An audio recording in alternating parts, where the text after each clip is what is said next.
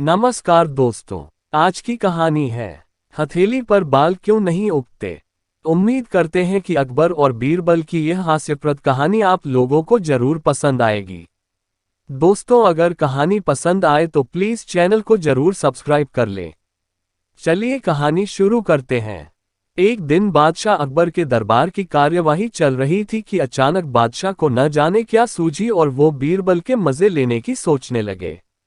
उन्होंने बीरबल से मस्खरी में एक टेढ़ा सवाल पूछा कि बीरबल बताओ जरा कि हथेली पर बाल क्यों नहीं उगते। सवाल सुनते ही बीरबल की समझ में आ गया कि बादशाह मजाक करना चाहते हैं और उनके मजे लेना चाहते हैं। बीरबल फौरन जवाब न देकर सोच में डूबे हुए थे कि बादशाह ने उनको टोका। आज क्या बात है बीरबल, वैसे तो तुम हर सवाल का जवाब तपाक से दे देते हो। आज क्या हो गया? महाराज ने कहा। बीरबल ने शांत मन से कहा, कुछ नहीं हुआ जहांपनाह, मैं तो ये सोच रहा था कि किसकी हथेली पर। अकबर अपनी हथेली दिखाते हुए बोले कि हमारी हथेली पर। बीरबल समझाते हुए बोले, हुजूर, आपकी हथेली पर बाल कैसे उगेंगे? आप दिन भर अपने हाथों से उपहार वितरित करते रहते हैं। लगातार घर्षण की वजह से आपकी हथेली पर बाल उगना मुमकिन नहीं।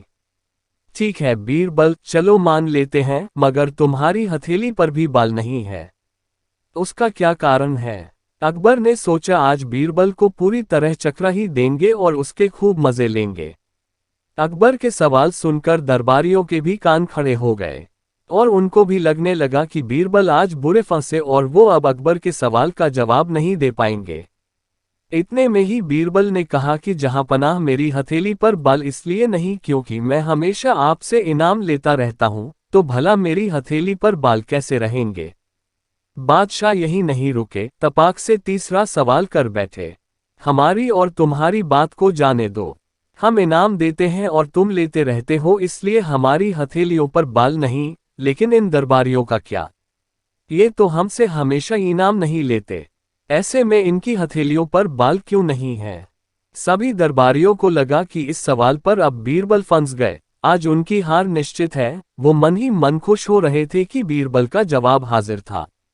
हुजूर, आप इनाम देते रहते हैं और मैं इनाम लेता रहता हूं, और इसे देखिए सभी दरबारी ईर्ष्या में हाथ मलते रह जाते हैं, इसलिए इनकी हथेली पर भी बाल नहीं है।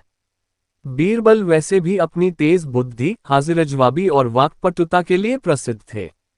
हर बार की तरह इस बार भी बीरबल ने यह साबित कर दिखाया और बीरबल के जवाब से अकबर खुशी से ठहाका लगा उठे। वहीं बाकी दरबारी फिर हाथ मलते रह गए। चलिए अब इस कहानी की सीख जान लेते हैं। ऐसा कोई सवाल नहीं और ऐसी कोई समस्या नहीं जिसका हल नहीं हो। बस अपनी बुद्धि को हमेशा तेज और मन को साफ रखें। हाजिरजवाबी के लिए दिमागी रूप से सतर्क होना बेहद जरूरी है। कभी भी कठिन से कठिन प्रश्न देख बिना कोशिश किए हथियार न डालें। अगर कहानी पसंद आए तो प्लीज चैनल को जरूर सब्सक्राइब करें। धन्यवाद।